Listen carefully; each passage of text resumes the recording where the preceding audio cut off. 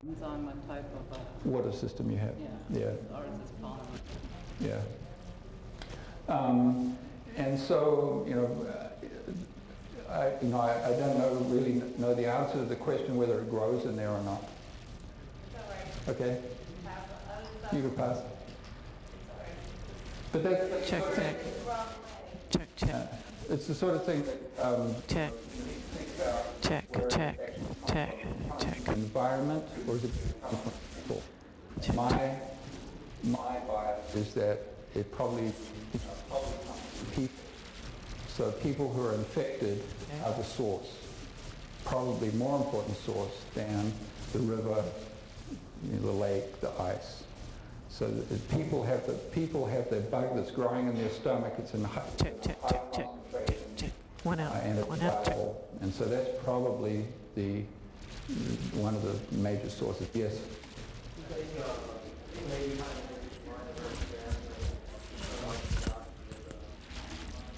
Not like where it comes from, but can it survive? And is it small enough where it can go through the filters on the water? Okay. Yeah.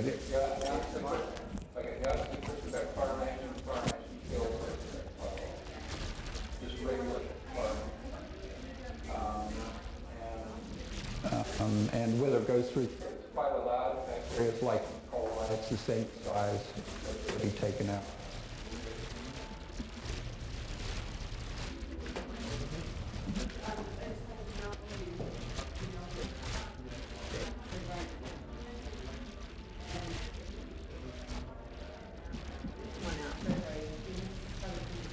How to what?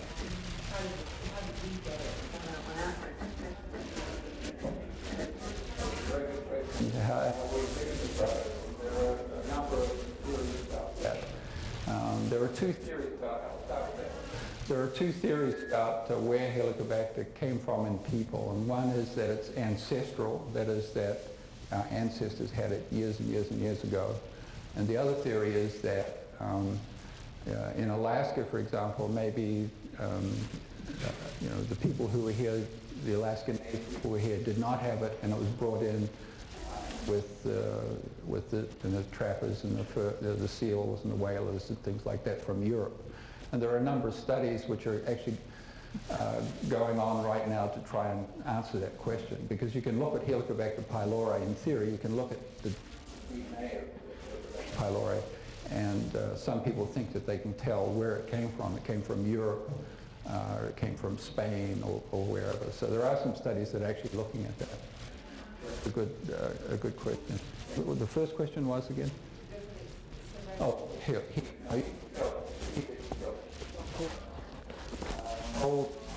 Well, it depends how cold. Probably, I don't know the answer to that. Yeah. Oh, okay, good. Didn't Annie have,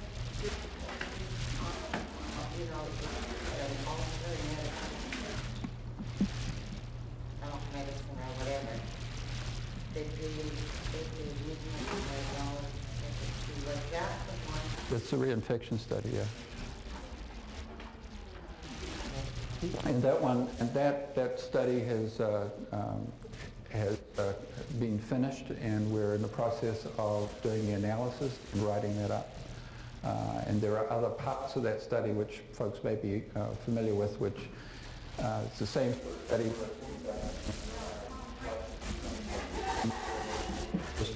Crystal Bay is the other site, and also we're doing a clinic in Anchorage, non-native clinic in Anchorage. And the basis of that study is to look at reinfection. So people who are infected, we know that they have the infection. We give them antibiotics.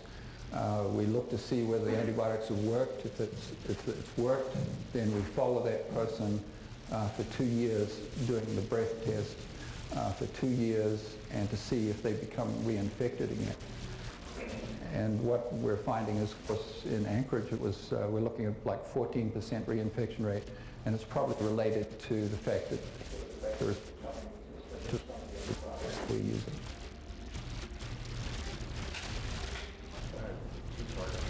First one is just some findings back in the early '70s, we used to have massive Shigella outbreaks up and down the river that were related to antibiotic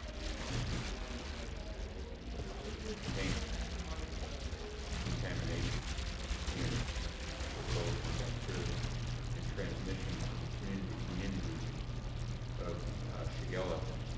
And one of the concerns we had was potential for cross-contamination of dipping containers. And we did a study of utilizing Burke-fill filters in the community with individuals who wanted to treat their water through a Burke-fill filter. And the filter is used internationally in many third world countries. And we found the water going in, coming from the water plant, clean. So I treated that. And then we found the water coming out was contaminated. And we believe it was a result of contamination of actually the spigot. And we're thinking that the contamination load that's on people's hands is so high that we're even getting contamination. Probably children, more adults, just messing around with the spigot. You can imagine they even up and into the, yeah. And so then you turn the water on and flush it, yeah. Yeah. The second item is, as far as infection,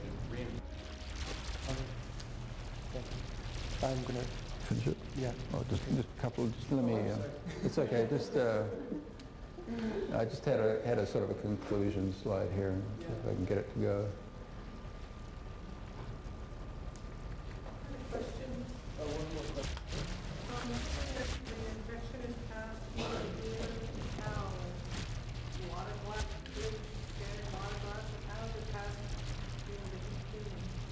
How's it, well, close contact.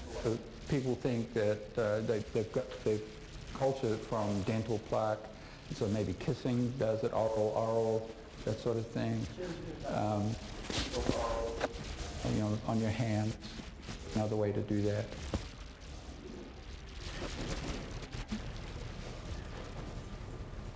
So I guess my question here was, you know, which water container was safe?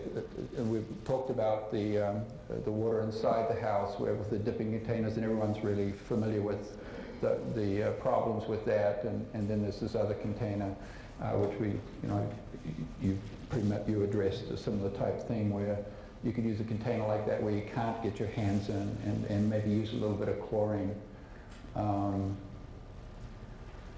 And so basically the conclusions really are that the source of H. pylori is not really known. It's probable it's passed from person to person. How it's passed, we're not quite sure.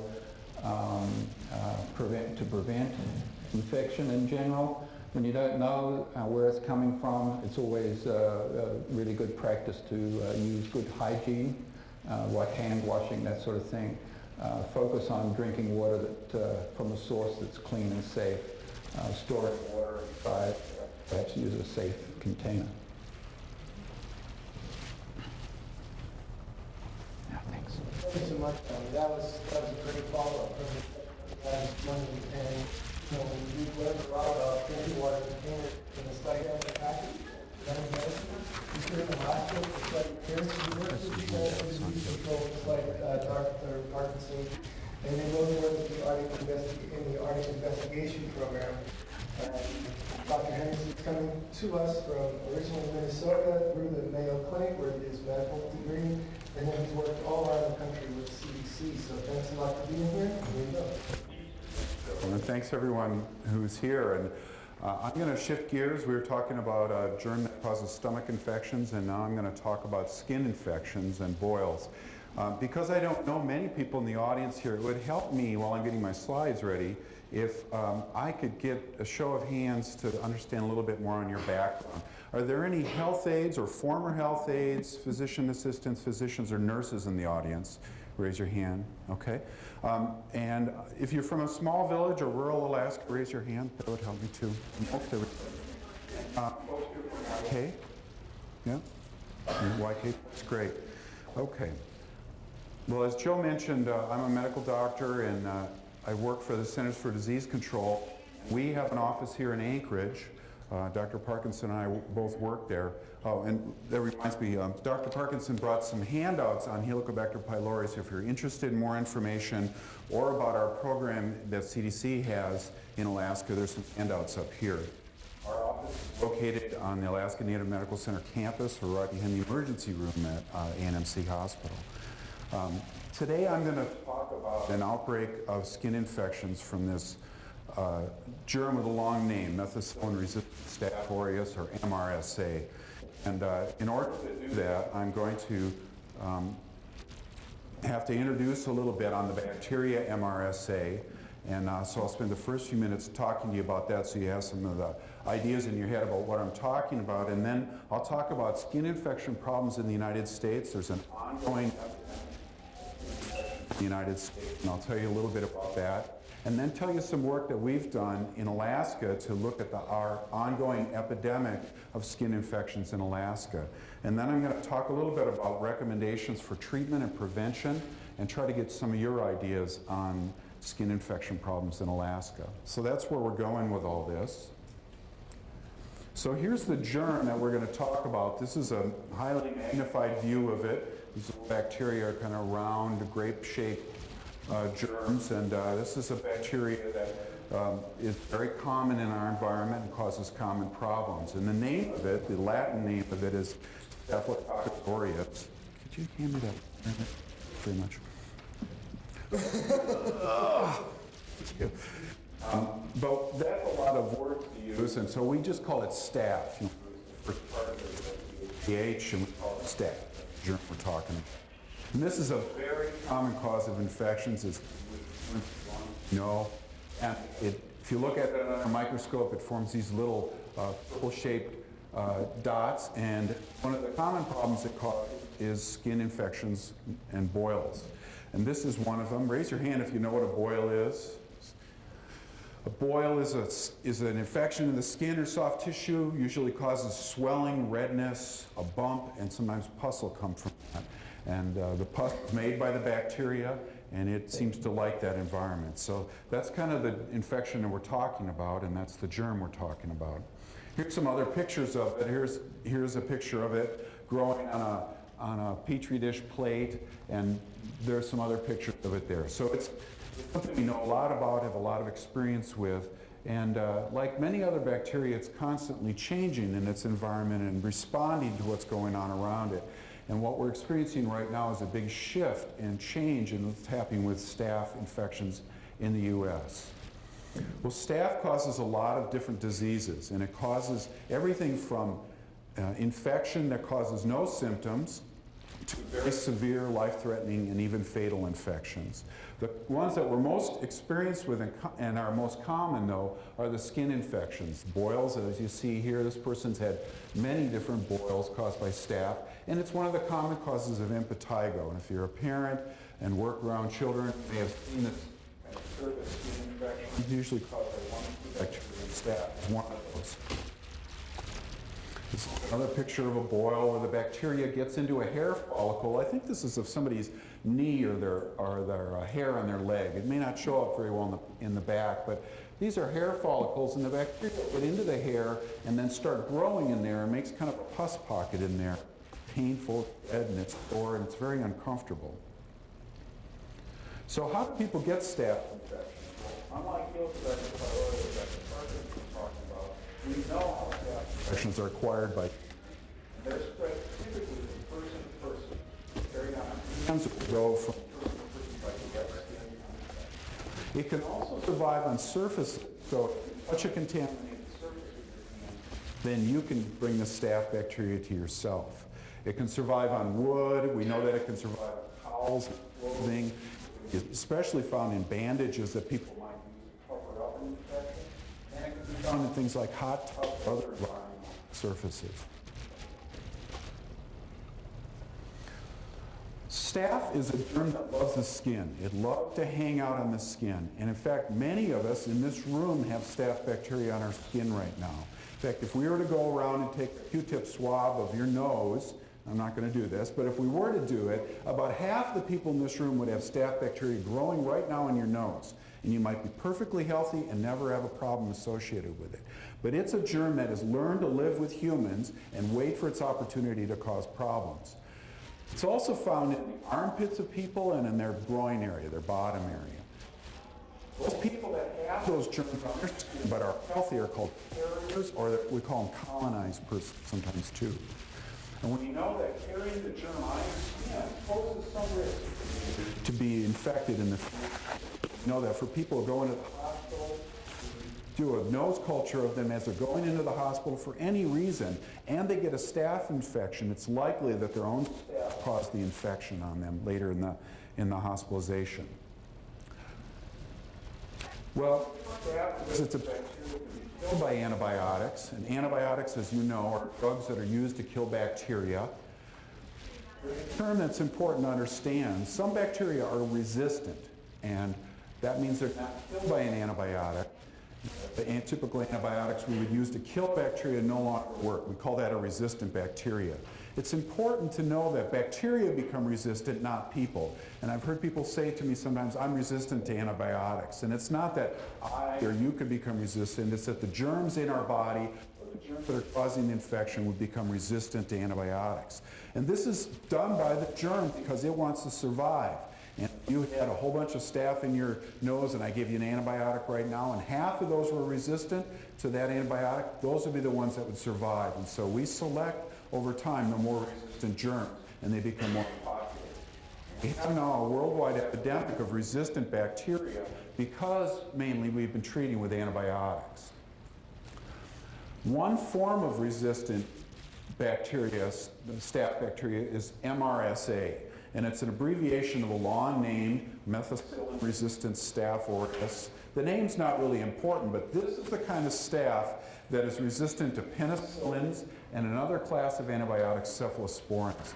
These are very common antibiotics used by health aides and doctors all over the state of Alaska and had been used in the past to treat staph infections, but no longer work because this bacteria has acquired the capability to be resistant, and it no longer will be killed by those. If a germ is killed by an antibiotic, we call it sensitive, meaning you can kill it with the antibiotic. The good news about MRSA, which is this common form of staph, is that it's sensitive to most other kinds of antibiotics. So even though penicillin won't kill it, we do have other antibiotic choices.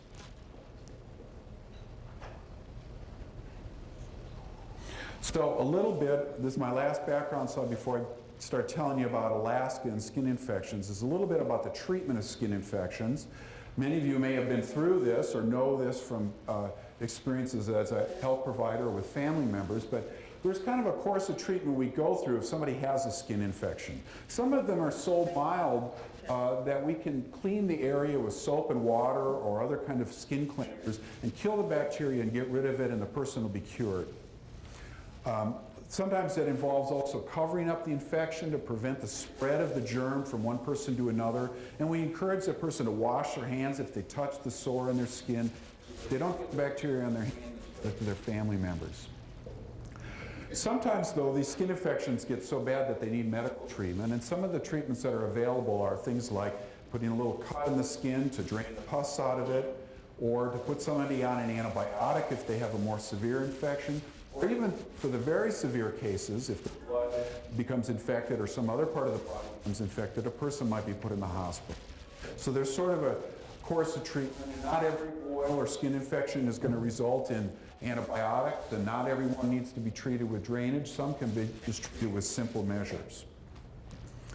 So that's a little bit on the background. Now you have the words in your vocabulary and the ideas that I want you to have to think about this outbreak that we've had of skin infections in the US and in Alaska. And that's what I'm going to shift over to now. In the past, staph infections were mainly infections that people got when they were in the hospital, the severe ones. And so this slide is kind of a contrast between the old kind of staph infection and what's going on more recently. In the past, staph infections were mostly in the hospital. The real severe ones occurred among the sickest patients, the persons who were in the intensive care unit or had an immune system that didn't work normally. Those staph infections were frequently antibiotic resistant, and they were resistant to many kinds of drugs Sometimes those infections were spread from patient to patient on the hands of healthcare workers. And we've learned a lot about outbreaks of staph in hospitals that are related to healthcare workers spreading it from person to person. And the way to prevent those infections are to be very careful with hand washing and infection control practices within the hospital. The new kinds of staph infections, however, are different from that older style. These are occurring in the last 8 years among persons who are living in the community, who are otherwise healthy, who are otherwise not having any contact with the medical system. And these are occurring, and they're mostly skin infections. Many of these are antibiotic resistant, but they're not resistant to as many types of drugs as the old staph infections. They're resistant to only some types of drugs. And they appear to be spread from person to person, just like we know all staph infections are ultimately. And they're often spread among family and close contact. So healthcare workers not involved in this scenario, but in close contacts. And we don't know as much about what they're prevented by because we don't have much experience with it. So this is a change that's going on nationwide.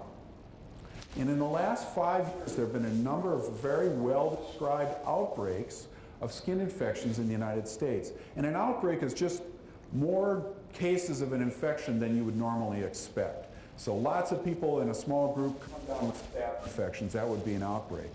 We've seen them in some unusual situations, well, at least unusual to begin with. We've seen them in wrestlers and in football players and in fencers, people that fight with swords. The St. Louis Rams, the UCLA and the USC football teams have been affected in the past couple of years by these MRSA staph skin infections. There's one kind of interesting situation where two football teams were playing each other, high school teams in Pennsylvania. One team had been having lots of problems with boils and skin infections, and they were spreading among the teammates, and a lot of the kids had them. And then they played in a high school game, another team, and there was all this tackling and blocking going on as you'd expect in a football game. And a week later, the other football team had boil problems, started coming down to boils. So those are the kinds of things where we've seen contact between people, like you'd see with wrestlers, skin-to-skin contact, spreading of the germ from one group of people to another. Well, another group of people that we've seen outbreaks in have been in prison inmates, people living in penitentiaries or jails, and we've seen it in Mississippi, Georgia, Texas, California, and most recently in the state of Alaska. And there's probably other states that are being affected as well. And this is, again, a population that has a lot of close contact with each other. They live in small, confined spaces. Hygiene is an issue. There's a lot of skin-to-skin contact, whether it's fights or wrestling or sexual activity. Sometimes the clothes aren't washed very well and the germs linger on people's clothes. And so this has been a rampant problem in prisons around the United States. We've also seen a couple outbreaks among men who have sex with men, with gay men in Los Angeles and DC, where they have close contact with each other and have spread staph and infections among themselves. Another group of people that's been affected have been Native Americans, and there have been outbreaks described now in Washington, Minnesota, South Dakota, and here in Alaska. So what all these people have in common is that they have skin-to-skin contact with other people, which puts just about anybody at risk, I suppose, for thinking about staph skin infection.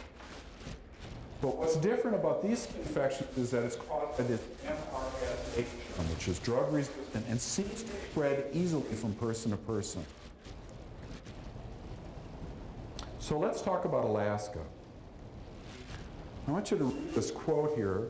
It's from Robert Fortine's book called Chills and Fever. And Dr. Fortine used to work at the Naval Hospital, and he's the Alaska medical historian. He said that boils have long been affecting Alaska Native communities. He looked back at early Anglo explorers who traveled and lived in Alaska, and there's many descriptions of boil outbreaks among Native people. In fact, there are some very elaborate tools that were developed by people living in rural Alaska to drain boils and to treat these infections. So this has long been a problem in Alaska, not just in Alaska, but it's been an issue for a long time. I heard a woman earlier talk about cotlick, and there was a well-described outbreak of boils and cotlick that the community responded to, and an investigation was done, and where steam baths were implicated or involved somehow in that outbreak. And I think it was the reason why the community built their own community steam bath that could be cleaned in response to a boils outbreak. So boils are nothing new in Alaska. They're something that's been experienced by Native people, by Anglo people, and other folks living in Alaska. But what is different is now we have RSA. Now we have a drug-resistant form of staph that's spread very easily from person to person. And we first learned experience with this outbreak in the Bristol Bay area in a village there in 1996, where the community members reached out to the state health department and said, we have got a problem with boils in our community. And the state health department went in and investigated with some CDC staff there and found that about 1 out of 4 people in that community had boils the previous year. And that's a lot when you think about it. We just don't have boils on our skin, but when you think of a community, 1 out of every 4 people having a boil, that's higher than expected. And that's why it was called an outbreak. Well, they did some studies there, and they found that one of the risk factors for getting an infection with this staph infection were use of steam baths, having a household member who had a boil, and men seemed to be more likely than women to get infections. It wasn't that only the men got them, but men were more likely. They tested the staph bacteria that were causing infections, and all of them were MRSA, drug-resistant form of staph. What they recommended was steam barriers and steam baths to sit on a towel or a piece of cardboard when you're in a steam bath to try to prevent the spread of the steam bath. Well, that was our first touch with it, and this slide is not so much for the benefit of this audience, but to get me to stop and talk a little bit about steam baths. Many of you know a lot more about steam baths than I do, but I give this talk frequently about boils in Alaska to people outside of Alaska or who don't live in rural Alaska. And when I talk about steam baths or saunas, as I use there, they start to think about the sauna that might be in the health club or something that might look like this, the Scandinavian style sauna, where the family's sitting around and they've got a glass of punch here. They have a very different idea in their head about what a steam bath is. And those of us that have been in Alaska or lived and grew up here know that a traditional sauna in Alaska might take another form. And this is a picture from a Waikiki area steam bath. It's made out of plywood sheets. It's got 2 rooms, a hot room and a porch area. And you can see the wood stove pipe coming out the back. And we know that traditional saunas in Alaska have a different appearance and that they're often used for more than just relaxation and socializing, and that they're often used for bathing. As this sauna, steam bath, was. Here's the bucket with that would be used to heat up water next to the stove. Here's a dipper here. This family was using their steam bath. Were showering in there, washing their hair and cleaning out their skin, and their plywood sheets in there. Typical steam bath that you're familiar with. And so these are the community steam baths that we're talking about in the rest of the talk that I'm going to give. What's important about these steam baths, and I want you to be real clear on what I'm about to say. I'm not saying that these are bad places, and I don't want anybody to leave this room and that I want to burn down steam baths in Alaska, because I recognize that they have cultural value, that they have social value, that they're important places for people to gather, an important part of culture here. And in the culture that I grew up in, we used on a daily basis. It's something I'm very, very familiar with. But there is a problem that we've uncovered with steam baths in Alaska, and that is something I want to point out to you, and something I hope we can engage in discussion with as we move along. In the year 2000, YKHC asked us to involve in the investigation of increasing problems with skin infections in their area. They'd noticed an increase in MRSA skin infections that were occurring in healthy places where people were otherwise just like and it turned out to be the MRSA, and they were a problem to treat. They were flooding the emergency room and health aid clinics and really became an issue. But we went there and worked with YKHC to develop an investigation plan that involved a review of medical records, a case control study, a swab study, and an environmental assessment of science. And that's what we talk about.